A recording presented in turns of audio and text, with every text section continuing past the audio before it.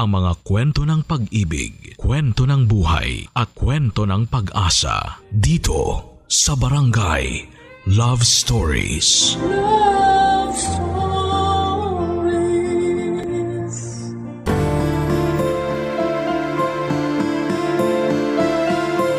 Kapag may bago tayong ginusto at hindi agad natin nakuha, normal na malungkot tayo o magdamdam sa Diyos. Pero lagi nating isipin na lahat ng bagay ay may takdang panahon upang matupad. Basta wag lang tayong tumigil sa pananalangin. Ikaw kabarangay, meron ka bang hiling na gusto mong matupad? Dear Papa Dudut, hindi ako relihiyosong tao pero paborito kong Bible verse ang sinasaad ng Kawikaan chapter 19 verse 14. Tungkol po ito sa pag-aasawa. Ayon dito, bahay at mga kayamanan ay minamana sa magulang. Ngunit ang mabait na asawa ay galing sa Diyos. Minsan ko yung narinig nang naimbitahan akong umattend sa isang church service taong 2019. Doon ko nakilala si Ryla na kapwa ko first timer sa simbahang yon. Pero hindi na naulit ang pagkikita namin dahil sa pandemic. Noong December 2021 ay para bang kusa kaming pinagtagpo ng kapalaran. Nagkita kami sa isang bookstore sa mall sa Mandaluyong. Nakamask pa ang mga tao noon dahil pandemic pa, pero unti-unti nang nasasanay. Doon nagsimula ang constant communication namin hanggang sa niligawan ko siya. Matapos nga ang 2 buwan ay sinagot niya ako, Papa Dudut. Tawagin niyo na lamang ako sa pangalang Tuti. 31 years old at isang web developer. Pero bago ko napunta sa posisyon kong ito, ilang taon din akong namasukan bilang katukatulong ng tiyo ko sa tindahan niya ng mga karne sa palengke ng Araneta, Cubao. Wala rin kasing anak ang tiyuhin ko kaya malaking pabor talaga na tinutulungan ko siya sa kanyang business. Pero sinabi ko sa kanya na gusto ko namang sumubok ng ibang trabaho. Bagay na sinang-ayunan niya. Mahusay kasi ako sa computer at gusto ko sanang gamitin yon sa larangan na may kinalaman dito. Nagsimula ang job hunting ko taong August 2022 at kasama ko na noon si Ryla dahil magka-live-in na kami. Kaya lang ay hindi naging madali ang paghahanap ko ng trabaho dahil nagka-problema ako, Papa Dudut.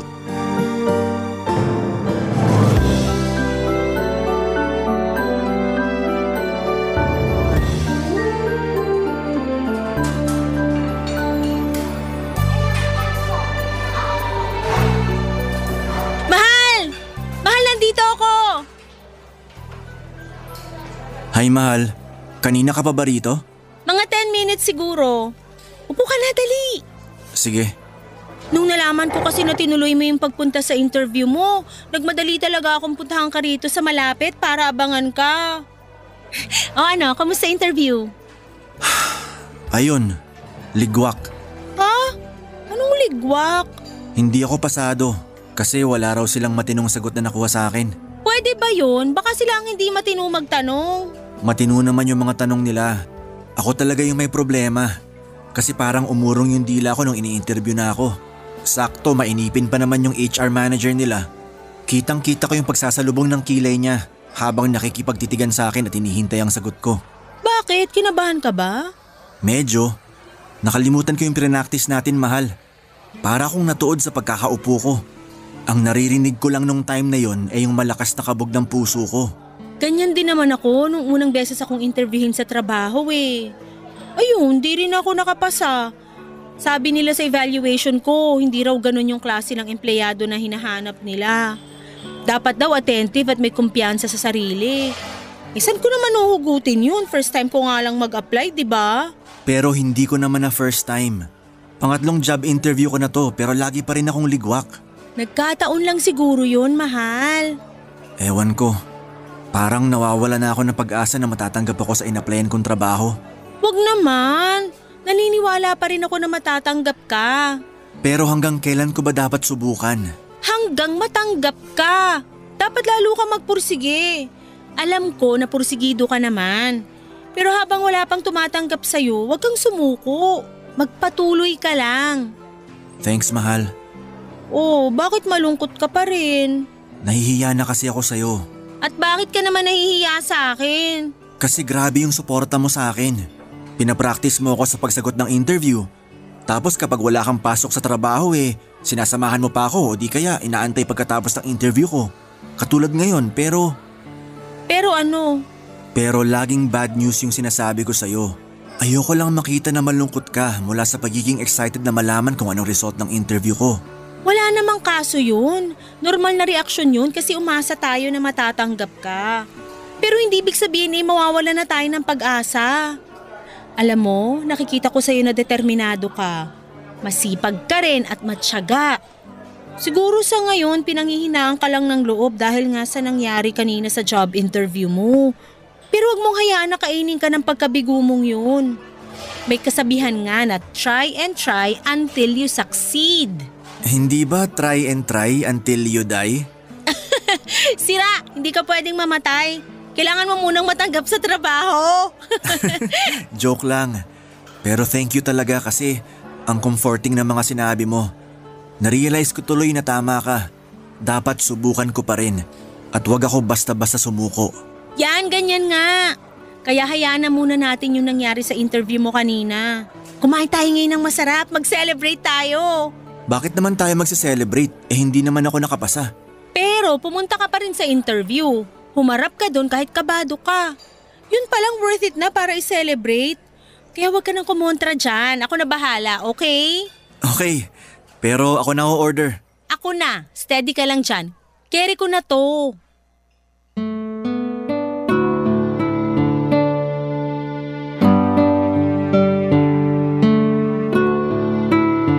Papadudot naging kami ni Ryla noong February 2022. Siya ang first girlfriend ko at yon ang unang pinakamasayang Pasko ng buhay ko kasama siya. Ulila na kasi ako sa mga magulang at wala ring kapatid. Ang tiyuhin ko na lamang ang nagpaaral at kumupkop sa akin. Hindi ko masyadong feel ang Kapaskuhan dahil nga lagi kaming abala ng tiyo ko sa business niya. Kaya nang dumating si Ryla ay naranasan kong mag-celebrate ng Pasko. Hindi rin siya rin ang humimok sa akin na ituloy na ang pag-a-apply ng ibang trabaho. Kaya lang, nakaka-frustrate dahil madalas ligwak ako sa mga interview. Lagi kasi akong kinakabahan at nauutal. Pero malaki ang pasasalamat ko kay Ryla dahil hindi niya ako sinukuan kahit na sinukuan ko na ang sarili ko. Nagpatulong or napakatulong ang mga sinasabi niya para ma-relax ako at talaga namang pumapanatag sa akin ang mga yon. Bukod doon ay gustong-gusto ko rin ang pagiging optimistic niya. Kaya nga hindi nagtagal pagkatapos ng ilang pang mga pagsubok ay natanggap ako sa isang maliit na lending company bilang computer technician. Sobrang saya ni Ryla nang ibinalita ko yon sa kanya at excited siya sa pagsisimula ko sa trabaho. Nang makumpleto ko na ang requirements na kailangan, bumalik ako sa naturang kumpanya upang pumirma ng kontrata. Binigyan na nila kaagad ako ng schedule kung kailan ako magsisimula sa probationary period ko. Papadudot.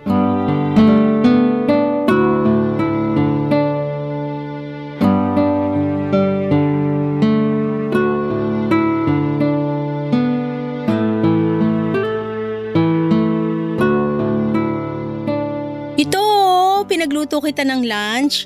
Baka mamaya walang kantin doon o kaya malayo mga bilihan ng pagkain.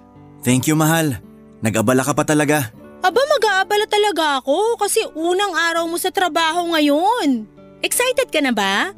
Oo, pero kabado rin ako. Bakit ka naman kinakabahan? Kasi ngayon pa lang ako magtatrabaho sa isang kumpanya. Kayang-kaya mo yan. Magaling ka naman makisama eh. May mga suki ka na nga sa tindahan ng tsuhin mo. Diba, nakwento mo na hinahanap-hanap ka nila pag bumibili sila ng karne? Oo, pero iba pa rin yung environment dun sa papasukan ko. Sigurado, iba-iba rin ugali ng mga katrabaho ko. Alam mo, hindi mo naman responsibilidad na makuha loob ng lahat ng katrabaho mo eh. Kasi pumasok ka dun para magtrabaho, hindi para i-please yung ibang tao. Sa bagay, may punto ka. Ganyan din kasi ko nung unang araw ko sa trabaho noon. parang lahat gusto kong kaibiganin. Bida-bida ba? Akala ko kasi kailangan yun para magtagal ako sa trabaho o gumanda yung tingin nila sa akin. May iba naman akong nakaklose. May iba na ayaw sa akin kahit wala naman akong ginagawang masama. Tapos, narealize ko na lang na oo nga pala. Hindi ako nag-apply dun para makipagkaibigan. Ayos lang naman na pakisamahan ko sila pero ayoko na uli umabot sa punto na sobra akong invested sa mga buhay-buhay nila. Dun kasi nagsisimula yung chismis. At kapag puro chismis na lang yung inatupag ko, wala na ako natatapos sa mga trabaho ko. Tatandaan ko yung mga sinabi mo. Pero sa pagkakakilala ko sa'yo, hindi ka naman chismoso. Kaya siguro hindi ka masyadong madadala sa mga ganon. Ay, pero teka, alam ko na kung saan ka dapat umiwas.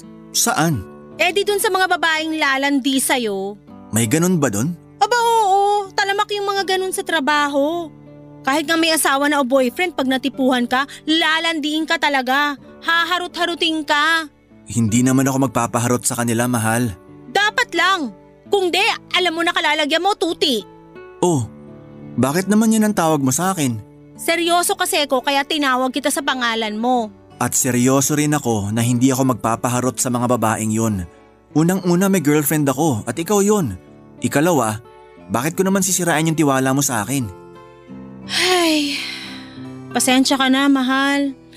Alam ko namang loyal ka, pero hindi ko lang mapigilang mapraning. Hindi ka naman praning.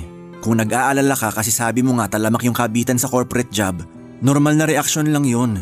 Kaya dapat kong gawin bigyan ka ng assurance na hindi masisira ang relasyon natin dahil dun. Salamat, mahal. Napanatag na ako. Ikaw talaga? Pero walang anuman. Basta, maniwala ka sa akin.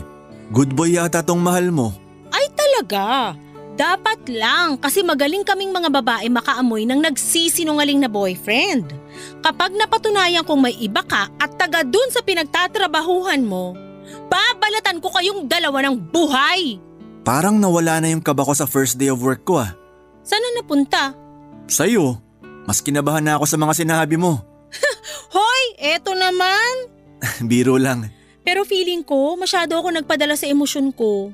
Di bale, kiss na lang kita para makabawi. Gusto ko yan. Dalawa ah. Para good luck kiss na rin.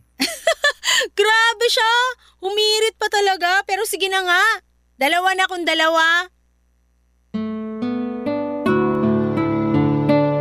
Papadudot kung ilalarawan ko ang pakiramdam ko ng araw na yon sa trabaho ay masasabi ko na para akong bumalik sa unang araw ng pasukan nung nag-aaral pa lamang ako.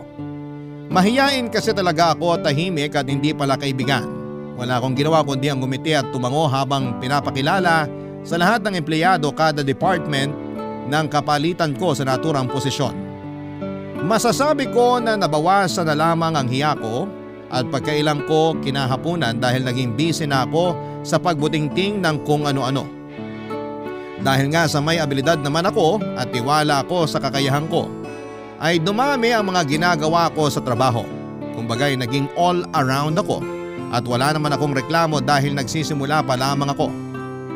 Nakakapagod oo pero masaya naman ako dahil hindi na karne ng baboy at manok ang binubutingting ko. Hindi naman po sa ingrato ako, sobrang nagpapasalamat ako sa tiyuhin ko dahil kinupkop at pinag-aral niya ako.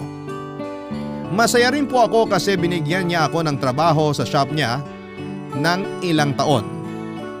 Pero alam ko papadudot na meron pa akong potensyal at ibubuga pagdating sa ibang bagay.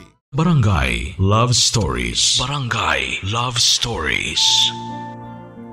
Papadudot mabilis na lumipas ang isang linggo. Masasabi ko na unti-unti na ako naging komportable sa trabaho ko. Mabait at madaling pakisamahan ng mga kasama ko at masaya rin si Ryla dahil nakikita niyang nag-e-enjoy ako. Isang araw ay nagulat ako nang inassign ako bilang driver ni Crisel, assistant ng boss namin. Nagawol kasi ang company driver namin at dahil may lisensya naman ako at kakayahan na magmaneho ay pinakiusapan ako ng management na humalili muna na maging driver. Pansamantala lang naman hanggat wala pang nakukuhang driver, kaya tinanggap ko na rin. Ang gagawin ko ay ihahatid at susunduin ang boss namin at si Crisel tuwing may mga meeting sila sa labas. Malaking bagay yon dahil napaka-traffic sa Metro Manila at sobrang hassle rin kung magko-commute sila. Pero may mga pagkakataon na si Crisel lang ang madalas kong hinahatid at sinusundo papunta sa mga meeting niya sa labas bilang proxy ng boss namin.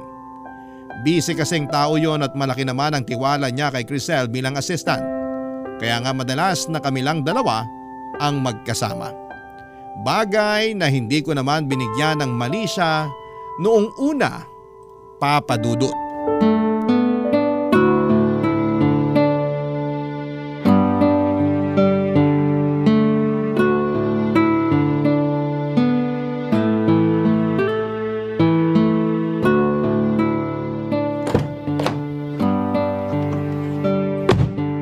Kumusta po, ma'am? Okay naman, maayos yung kausap ko. Mukhang matutuloy yung partnership na gustong mangyari ni boss. Di kung ganon, congratulations in advance na po. Salamat. Pero maaga pa para mag-celebrate. Ganon na rin po yun. Balita ko, marami-rami na rin daw kayo na i-close na deal. Kaya sigurado ako na makukuha niyo tong isang to. So narinig mo pala yung tungkol sa mga ganon Ay, nako, sorry po. Hindi naman sa pagiging tsismoso. Ayos lang. Alam ko naman na madalas akong pagchismisan sa trabaho. At wala naman akong reklamo doon. Hindi naman po chismis ang tawag kapag mabuti at maganda yung sinasabi nila sa inyo. Tulad nung narinig ko, mabuti at magandang balita yun. Salamat, Tuti. Ikaw masyado mo namang pinapalaki ang ulo ko. Po? Huwag mo na akong pinupo. 30 years old pa lang naman ako. Sige ka, baka tumanda ako bigla niyan. Okay. Paano? Alis na ba tayo? Mamaya na. Rush hour na eh. Sigurado gapang na naman sa EDSA. Maiipit lang tayo doon. Sa bagay, palipas na lang muna tayo ng ilang minuto. So, kumusta ka naman sa trabaho natin? Ayos naman. Naninibago pero unti-unti ko na rin nagagamay. Normal lang naman yon kasi first job ko pa lang naman to. First job mo? Talaga? Oo. Ano pinagkakaabalahan mo nung hindi ka pa nakakapasok sa amin? Tumutulong ako sa meat shop ng tiyo ko sa palengke sa Araneta, Cubao. Tindero ako doon madalas. Talaga? May pwesto pala kayo doon eh. Doon pa naman ako laging namamalengke. Siguro nakabili ka na sa tindahan namin, hindi pa lang tayo magkakilala. Tingin ko hindi pa. Vegan ako eh. Kaya hindi ako bumibili ng karne. Ay, okay. Pero baka mapakain ako ng karne kung ikaw ba naman ang mag-aalok sa akin. Ha?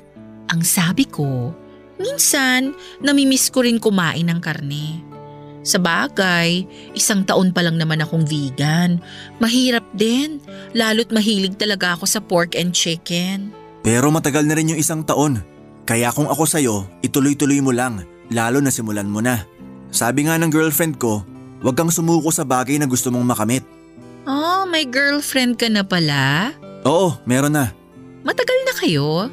Mag-1 taon pa lang sa December. Bago pa lang pala. Pwede pa. Pwede pang ano? Sabi ko, pwede na siguro tayong umalis. Suungin na natin yung traffic. Meron pa kasi akong pupuntahan pagka-out ko sa trabaho. Nako, sana kanina nyo pa sinabi. Para naman nakaalis na tayo. Ayos lang, wala namang kaso. Hindi naman ganun kahalaga yung pupuntahan ko. Sigurado kayo? Oo. Baka nga hindi na ako tumuloy kasi nagbago na pala ang isip ko. Baka magmukmuk na lang ako sa bahay habang inuubos ko yung natira kong bote ng wine.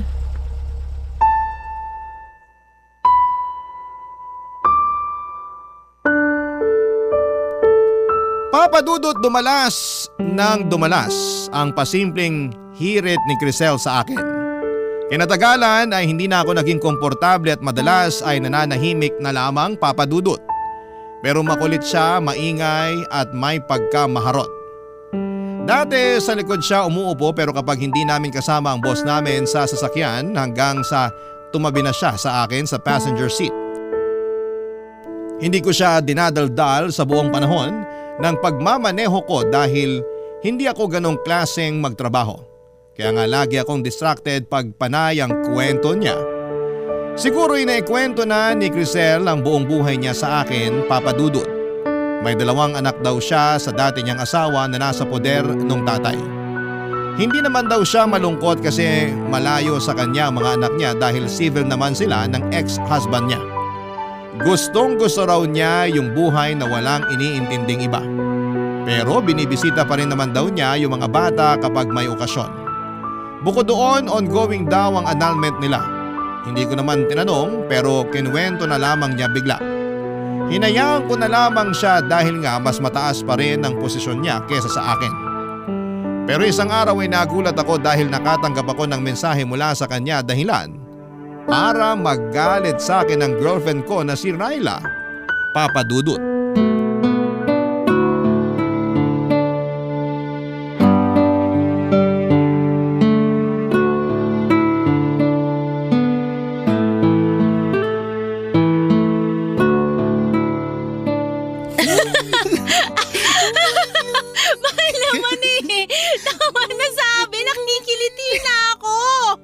Kasi nandaya ka sa game natin.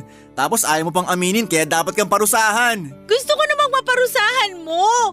Pero hindi naman yung ganito na mamamatay na ako sa kakatawa. Kinakabag na ako tsaka sakit na lampang ako. Nako, parang alam ko na ibig sabihin ng ngiti mong yan, mahal. Aba dapat lang. Hindi lahat ng gusto ko kailangan sabihin ko.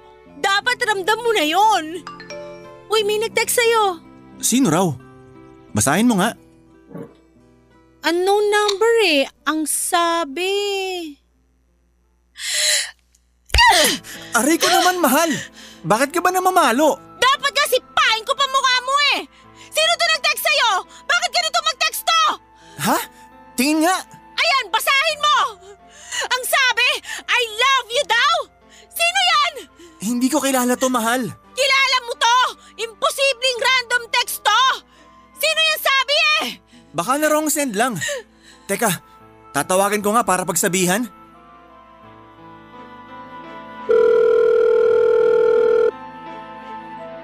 Hello? Ma'am Crisel? Sinong Crisel yan, ha? Boss ko. Boss mo? Oo, yun nakwento ko sa'yo. Akin na nga yung cellphone mo. Hello? Ryla Ito ba yung naman. Crisel? Ako nga. Eh ikaw, sino ka? Makinig ka ha? Ila-loudspeaker ko to. Sino ba to? Ako lang naman si Ryla, girlfriend ni Tuti. Yung sinabihan mo ng I love you. Oops!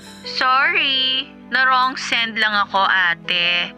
Medyo lasing na kasi ako kaya naduling na ako sa mga contacts ko. Siguraduhin mo lang. Dahil kung hindi… Wala naman akong intensyon na landiin yung boyfriend mo Akin na nga yung cellphone ko. Pasensya na po kayo, Ma'am Crisel. Hindi na po mauulit. Humingi ka rin ng pasensya sa kanya, mahal. Ayoko! Bakit ako hingi ng pasensya dyan? Ryla naman. Alalahanin nung boss ko pa rin to. Pasensya na. Walang problema. Basta next time, dahan-dahan sa pagiging palengkera ha. Ang cheap mo kasing pakinggan kanina O siya, bye! At ako pa talaga yung cheap na palengkera? Ang kapal ng muka! Mahal, huminahon ka nga muna. Paano ko hihinahon nakakabastos yung Crisel na yon? May I love you pang nalalaman? Akala ba niya naniniwala ako sa kanya na wrong send lang siya? Malay mo nagsasabi naman siya ng totoo. Tsaka base sa boses niya mukha siyang lasing. Baka naman lasing-lasingan para maharot ka niya. Umamin ka nga. May namamagitan ba sa inyo nung babaeng yon? Siyempre wala. Paano kung may iba ka na pala tapos kunwari ka lang na masaya ka pa sa akin? Wala akong iba. At hindi kunwari na masaya ako sa'yo dahil masaya talaga ako sa'yo. Pero hindi pa rin ako naniniwala sa Crisel na yon. Malakas yung kutob ko na nagpapalusot lang yan. Sinadya niya na mag-send ng I love you sa'yo. Kung sinadya man niya yon, mahalaga hindi ako nag-respond. Tsaka ako rin naman nagulat sa text niya Naku, Tuti, umayos ka! Alam mo na kahahantungan natin! Hindi mangyayari yan dahil mahal kita. Papa Dudut, doon ko na nga kinuwento kay Ryla ang tungkol kay Crisel. Kilala naman niya ang boss ko sa pangalan pero hindi niya akalain na korsonada pala ako nito. Pero nilinaw ko sa girlfriend ko na wala akong gusto kay Crisel. At dahil may tiwala naman sa akin si Ryla ay nagkabati rin kami ng araw na yon. Abot langit ang kaba ko at patong-patong na inis naman ang naramdaman ko kay Crisel dahil sa pagte-text niya sa akin ng I love you. Kinabukasan sa trabaho ay nagsorry siya sa akin at nakainom lang daw talaga siya ng mga panahong yon. Akala ko ay okay na pero hindi pa rin pala, Papa Dudut. Alam ni Crisel na may girlfriend na ako pero hindi pa rin siya tumigil sa kakalandi sa akin. Kahit na kinausap ko na siya at sinabihang hindi ako komportable. Minsan kahit na rest day ko ay nagte-text siya sa akin para lang magpahatid sundo sa mga personal niyang lakad, Papa Dudut. Nag-o-offer na lamang siya ng extra pay pero tinatanggihan ko siya ng maayos. Dahil alam ko na nagsiselos na ang girlfriend ko. Bagay na iniiwasan ko, Papa Dudut. Barangay Love Stories. Barangay Love Stories. Papa Dudut, dahil sa pagtanggi ko kay Crisel na ihatid sundo siya tuwing rest day ko, ay hindi naging maganda ang imahe ko na nakarating sa boss namin. Nang mga panahong yon ay kakaisang buwan ko pa lamang sa trabaho. Hindi pa ako nare-regular at natatakot ako na baka makaapekto ang mga pinaparating niyang negatibong komento tungkol sa akin sa boss namin kapag lumabas ang evaluation ko. Bukod doon ay laging pinagmamalaki ni Crisel na marami siyang kilalang abogado kaya wala raw akong laban sa kanya sakaling magreklamo ako. Ka-close din niya ang karamihan sa mga katrabaho namin at kampi ang mga ito sa kanya. Sa katunayan, may isang beses na narinig kong pinagchichismisan nila ako. Nagsipulasan na lamang sila noong makita akong dumating at dahil maliit lang naman ang opisina namin ay talaga namang dama ko kapag meron silang pinag-iinitang empleyado. Isang araw ay hindi na ako nakatiis kaya kinausap ko na nga si Crisel, Papa Dudut.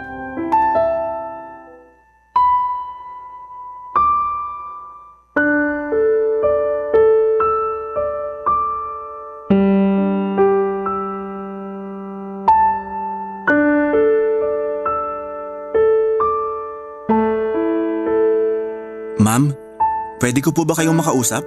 Marami akong ginagawa eh. Tungkol saan ba yan? Hindi na kasi ako komportable na laging bukang bibig ng mga tao rito sa kumpanya. Kung pagchismisan nila ako, akala mo nakagawa ako ng masama. Nako, maling tao ang kinakausap mo, Tuti. Dapat ilapit mo yung concern mo sa HR, hindi sa akin. Ayoko naman pong may mamemohan. Kaya nga kayo na lang kinausap ko. Ano bang kinalaman ko rito at ako ang dapat mong kausapin tungkol dyan? Teka nga, huwag mong sabihin ako ang tingin mong pasimuno ng mga chismisa nila tungkol sa'yo. Bakit hindi po ba? Aba, sumusobra ka na. Baka nakakalimutan mong mas mataas pa rin ang posisyon ko sa'yo. Hindi ko po nakakalimutan yun. Pero ginagamit nyo na lang sa akin yung posisyon nyo para mapasunod nyo ako. At nung hindi nyo ako nakuha, siniraan nyo ako sa mga katrabaho natin dito. At kahit na sa boss natin, kung ano-ano pa rin yung sinasabi nyo. O ngayon, alam mo na kung anong kaya kong gawin. Mali ka talaga ng binangga. Matagal na akong nagtatrabaho rito. Kabisado ko na ang galawan ng bawat empleyado, lalong-lalo na ni boss. Higit kanino man, ako ang pinagkakatiwalaan niya dito. Mabigat ang timbang sa kanya ng mga ginagawa at mga sinasabi ko rito. Kaya ingat ka, Tuti. Pwede kong bulungan si boss pag nairita ako sa'yo. Pero wala naman akong ginawang masama sa inyo para siraan nyo. Wala nga, pero matigas ka eh. Hindi ka madala sa mga pasaring ko sa'yo. Hindi ka makuha sa simpleng paglandi. Masyado kang loyal dun sa girlfriend mong palingkera. Huwag mong pagsasalitaan ng ganyan ng girlfriend ko. Labas siya rito. Oh, ang sweet naman pero nakakasuka kayo. Sa bibig nyo na mismo galing. Nilalandi nyo ako kahit alam nyo na may girlfriend ako. Sino sa atin na nakakasuka? Hoy, magdahan-dahan ka sa sinasabi mo. Nagsasabi lang naman ako ng totoo. In case nakalimot kayo kung hanggang saan lang kayo. Alam mo, so far, ikaw pa lang yung bukod tanging lalaki na hindi ko nakuha. Lahat kasi ng nilandi ko, bumibigay sa akin. Pero ikaw, mailap ka. Bakit ba kasi masyado kang loyal sa girlfriend mo? Kasi mahal ko si Ryla. Ay, hindi naman totoo yung pagmamahal na yan. Napatunayan ko ng hanggang salita lang yan. Sa una lang yan masaya, pero sigurado ako na sa bandang huli, masusuka ka na sa umay. Sigurado ako, iiwan ka rin ni Ryla. Kasi ganyan ka lang. Anong ganito lang ako? Yung walang binatbat, walang ipagmamalaki. Yung tipong dehado pa na maregular sa trabaho. Kaya sigurado ako na kapag hindi ka natanggap dito, back to zero ka na naman. Wala kang karapatang sabihin yan. Hindi mo ako kilala. Hindi na kita kailangang kilalanin ng husto para masabi ko na wala kang kwenta. Kilala na kita dahil inoobserbahan kita. Di ba ilang job interview na ang binagsak mo bago ka nakapasok dito sa amin? Paano mo nalaman yan? Siyempre, close ko yung HR dito. Close ako sa lahat ng empleyado ron. Kaya marami akong alam sa'yo. Pero hindi naman basihan yun para tratuhin mo ko na para bang wala na ako mararating sa buhay. Mas malayo ang mararating mo sa buhay kung papayag kang makarelasyon ako. Pwede kitang ilakad sa boss natin para mapabilis ang evaluation mo. Mare-regularize ka. Tapos, kukumbinsihin ko siya na i-promote ka para tumaas agad ang sahod mo. Lahat ng yon, kayang-kaya kong gawin. Basta pumayag ka lang sa gusto kong mangyari. Ayoko. Hinding-hindi ako papayag sa gusto mo. Eh di sige. Ikaw ang bahala. Pero tandaan mo, ikaw din ang kawawa. Minsan kasi, dalasan mo rin yung paggamit dyan sa utak mo. Wala kang mararating kung puro ka na lang puso. Papadudot ang mabuting intensyon ko na kausapin ng maayos si Crisel at ipaliwanag ang nararamdaman ko tungkol sa buong sitwasyon namin ay minasama niya. Hindi ako natuwa sa nangyari pero mas may ikinagalit pa ako. Yon ay ang matapos niyang totohanin ang sinabi niyang mas sisiraan ako. Hindi lang sa boss namin kundi sa lahat ng kapwa namin empleyado sa kumpanya. Ang sama-sama ng loob ko noon kay Crisel at kahit na ayaw kong magpaapekto ay hindi ko pa rin naiwasan. May isang beses na kinausap na ako ng boss namin para pagsabihan tungkol sa mga sumbong at paratang ni Crisel sa akin at hindi naman ako nakasagot kasi biglang bumalik yung nararamdaman ko tuwing may job interview ako. Yun bang kinakabahan at nauutal. May mga araw din na para bang ayaw ko nang pumasok sa trabaho at lahat ng yon ay naikwento ko kay Ryla. Galit na galit ang girlfriend ko. Nagsabi rin ako sa kanya na gusto ko na lamang mag-resign. Inunawa ako ni Ryla at sinuportahan niya ang desisyon ko. Mabilis nga na lumipas ang 1 linggo at nagulat na lamang ako dahil biglang sumulpot sa nirerentahan naming apartment si Crisel, papadudot.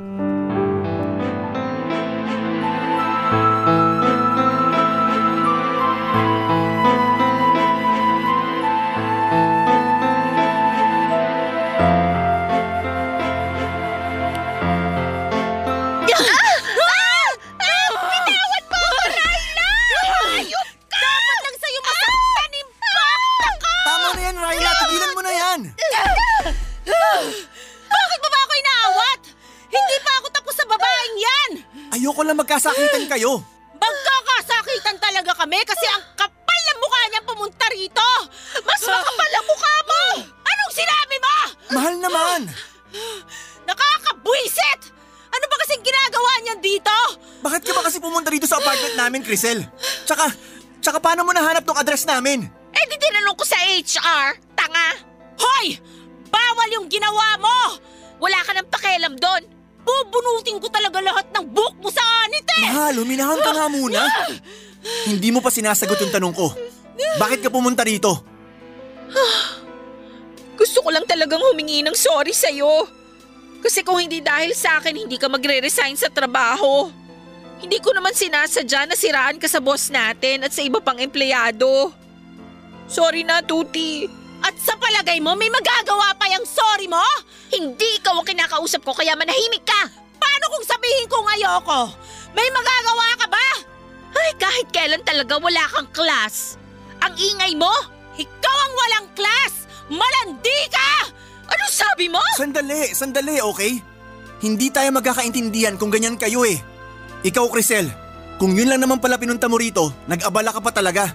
Nakukonsensya kasi ako. Hindi ako pinapatulog sa gabi tuwing naaalala ko yung nangyari. Kaya nga sinabi ko sa sarili ko na gusto kitang makita para naman makahinga ako ng tawad sa'yo ng personal. Okay na yon. Pinapatawad na kita. Ganun lang yon?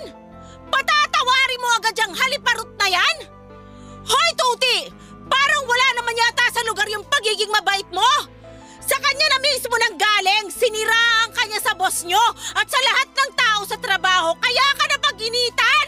Oo nga. Pero para matapos ng lahat at umalis na si Crisel dito, sige, handa naman akong patawarin siya. Ewan ko sa'yo! Para naman nagtatanga-tangahan ka! Makakaalis ka na, Crisel. Huwag ka na rin magpapakita sa amin. Teka lang, sandali! Ano ba bang kailangan mo? Pinatawad ka na ng boyfriend ko! Umalis ka na dito! Teka, madaling-madali ka naman na umalis ako. Aalokin ko pa nga si Tuti na bumalik sa amin para magtrabaho. At bakit naman niya gagawin yon? Para maging personal driver mo? Tapos magpapahatid sundot ka? Raila, huwag ka naman magsalita ng ganyan. Ang kapal kasi ng mukha niyang babaeng yan eh! Sige na kasi. Umayag ka na, Tuti. Sorry, pero ayoko na ulit bumalik sa kumpanya na yon. Kaya makakaalis ka na. Tanga lang ang tatangge na hindi bumalik doon. Huwag kang ang tanga, Tuti. Hindi nga raw, di ba? Bingi ka ba? Hindi ka makaintindi? Manahimik ka! Ikaw ang manahimik! Masyado kang mapapel! Napaka-desperada mo! Ayaw na nga bumalik ng boyfriend ko sa inyo eh! Kaya umalis ka na dito bago ko mataluban yung mukha mo! Papadudot na awat ko naman si Raila nang sabunutan niya ulit si Crisel. Muli ay kinumbinsin naman niya ako ni Crisel na bumalik sa kumpanya na pinagtatrabahuhan niya pero tumanggi muli ako. Pagkatapos noon ay padabog siyang umalis sa apartment namin pero laking gulat namin ni Raila nang pumunta naman siya kinabukasan. Pero may dala na siyang cake at mga lobo para peace offering daw. Nag-away na naman sila ni Raila kaya nag-decide na akong ipablatter sa barangay si Crisel para hindi na siya makalapit sa amin. At ganun nga ang nangyari pero pagkalipas ng ilang araw ay may nakarating sa aking balita na panay daw parinig nito sa social media tungkol sa akin. Pero hindi naman ako apektado dahil wala akong ginawang masama. Hinayaan ko na lamang siya kahit na gusto siyang idemanda ni Raila. Kinatagalan ay tumigil din siya tapos ang huling balita ko ay na-admit na raw si Crisel sa isang mental institution. Thankful ako na hindi rin ako na regular sa kumpanyang yon dahil yung mga sumunod ko namang inaplayan ang siyang pinagtatrabahuan ko na sa ngayon bilang web developer. Sabi nga ni Raila, redirection daw ang tawag doon kasi alam ng Panginoon na mas may better place pa para sa akin kesa sa lugar na iniwan ko. Kaya nga payo ko sa mga kabarangay natin ay huwag matakot sumubok at huwag din kaagad sumuko. Mabalik tayo doon sa paborito kong Bible verse na tungkol sa pag-aasawa. Yun kasi ang bukang bibig sa akin ni Raila matapos niyang mag-yes sa wedding proposal ko sa kanya nitong Valentine's Day ng 2024. Sinabi niya sa akin na nahanap na raw niya ang kanyang Kawikaan 19 verse 14 sa katauhan ko. At sa susunod nga na taon ay plano na naming magpakasal ng babaeng pinakamamahal ko na walang iba kundi si Raila. Hanggang dito na lamang po ang sulat ko, Papa Dudut, at maraming salamat po sakaling mapili po ninyong i-ere sa programa ninyong Barangay Love Stories. God bless po and more power sa inyong istasyon. Ang inyong forever kapuso at ka-barangay, Tuti. Barangay Love Stories. Barangay Love Stories. Kwentuhan naman tayo dito sa comment section. Nagustuhan ng iyong napakinggan? Ituloy yan via live stream sa www.gmanetwork.com/radio. Barangay LS 97.1 4